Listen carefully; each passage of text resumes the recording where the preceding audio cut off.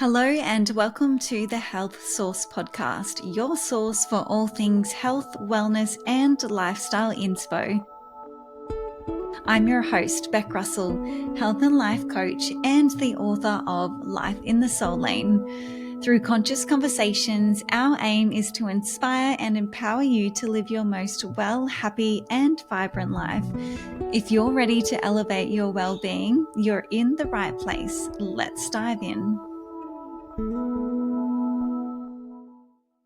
Hello and welcome to the Health Source Podcast. I hope you're checking in well, whatever you're up to today. So for our episode today, I would really love to dive into the topic of how to cultivate body wisdom. And by body wisdom, what I'm really talking about here is the intuitive nudges that your body is always communicating with you and cultivating this deep sense of self-awareness. Our body is always in constant communication with us, and all we really need to do is give it the opportunity to translate that to us. And the way that we do that is making time to listen. So let me share 5 tips that I've found really supportive to help to cultivate this open channel and open communication channel and trust in what our body is communicating with us. So number 1 is to take time to tune in. So taking some time, even if it's only just a few moments first thing in your day or sometime throughout the day, taking that sacred quiet time to tune in and ask your body what it needs, not what your mind thinks that you should be doing or what you think that you need. So this will require you to really slow down, quieten the mind, quieten the body. And this doesn't have to be a full meditation practice. It could just be, like I said, just a few simple quiet moments, either through the day or first thing in the morning, to tune in and see what your body needs. And if this is a new concept or a new practice for you, it might take some time to develop this relationship with your body. So some ways that perhaps your body could be communicating with you is by sending you messages like fatigue or bloating in your stomach or rashes on your skin. So just tuning in, see what is presenting for you in your physical body. For example, let's use the fatigue example. So if you take that time to be still and you notice, I'm actually really tired and really depleted today, but I had already planned to go and do that cardio HIIT workout. Once you tune in and you really notice that your body is actually really tired and really depleted, this is where you could step in, tune into that body wisdom and say, my body is actually calling today for some rest, or my body is calling for a lower impact exercise, or maybe some yin yoga or something like that. So this is where we can elevate the wisdom of the body and just quieten the mind and quieten the pressure that we can put on ourselves sometimes to do what we think we should be doing rather than what the body is asking us to do. So number 1 is to take time to slow down and tune in to what the body is asking of you. Number 2 is to cultivate a deep sense of self-awareness. So this can come in many different forms, but in terms of speaking with the body and talking about the body's communication with us, nobody knows your body like you do. So this is a really nice opportunity and an invitation for you to become curious about what serves you, what serves your body, and what doesn't. And just really being present and curious and taking note of how your body and your mind and your soul responds to certain stimulus, certain foods, certain movements, certain people, places, situations, environments, all of the things.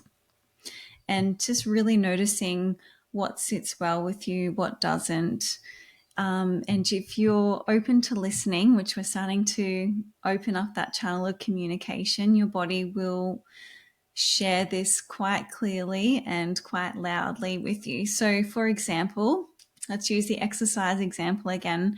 Say you feel like you should be taking yourself off to a high intensity cardio class, but you can feel like in your body that after the class, and this can happen as once off, or if it's a new cardio class for you, it can take some time to build yourself up to that. But if you always find that you're always super depleted after doing a really high intensity workout, then you could maybe consider the fact that that's not actually the best form of movement for you. So maybe your body does thrive more on long, slow walks or weight training, resistance training, Pilates, something like that. So this is a really important opportunity for you to start to cultivate that deep sense of self-awareness, for you to know what your body needs and is craving and what's going to serve you the best in every facet of your life. Because like I said, you're the only one who really knows what's best for you when it comes down to it. So number 3 is to be open to subtlety.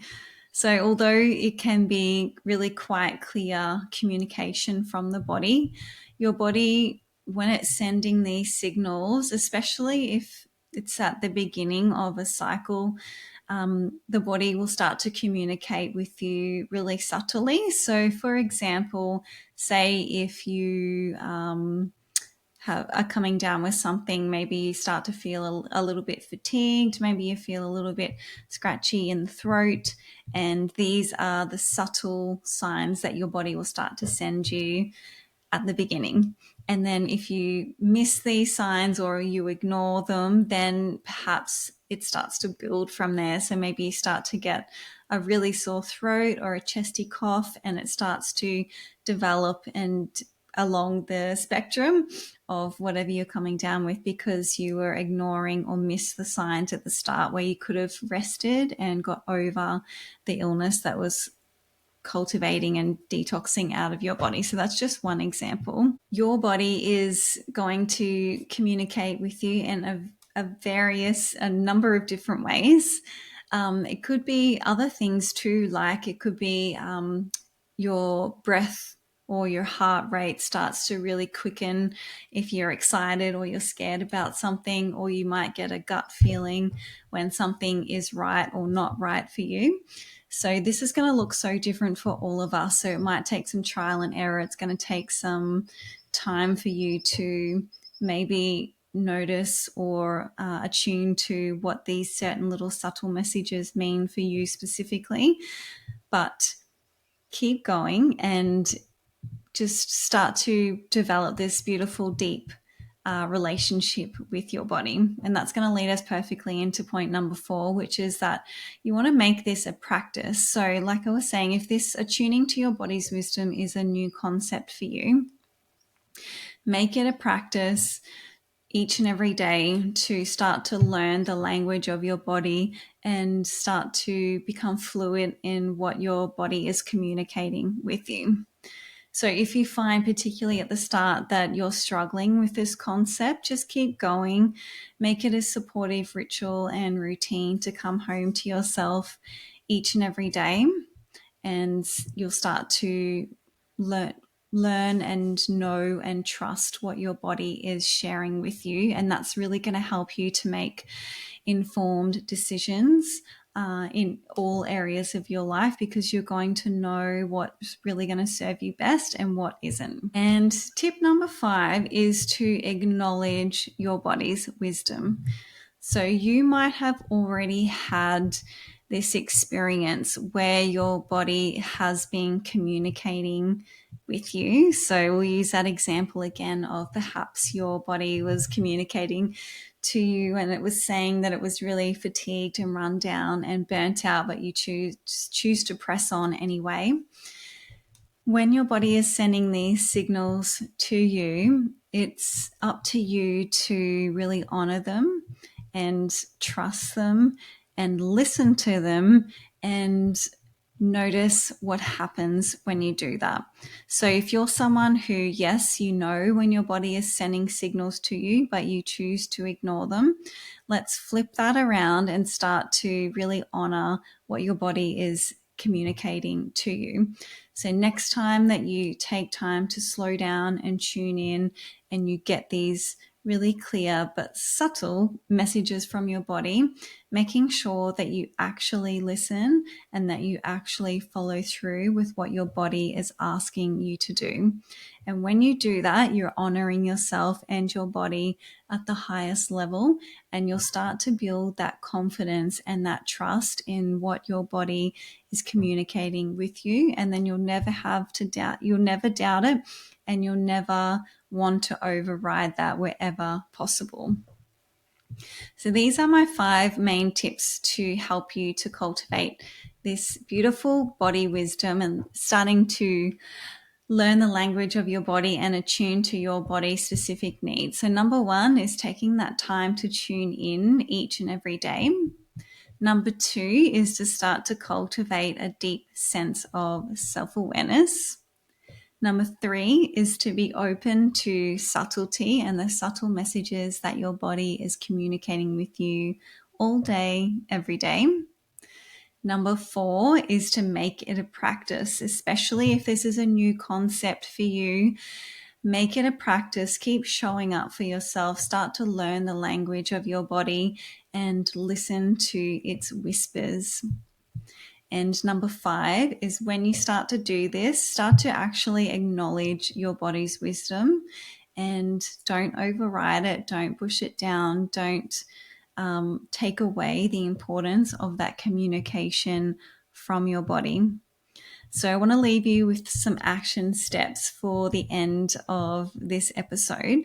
And I want you to start to implement these 5 steps into your everyday life. Daily tuning into your body, daily effort towards cultivating self-awareness, daily attunement to the subtleties of your body, making it a daily practice, and making it a daily practice to acknowledge the wisdom of your body. So I can pop these 5 action steps for you to infuse into your daily life in the show notes. And I would love to hear how you go with this. And I would love for you to share with me any other tools or rituals that you use to cultivate body awareness, body intuition, body communication.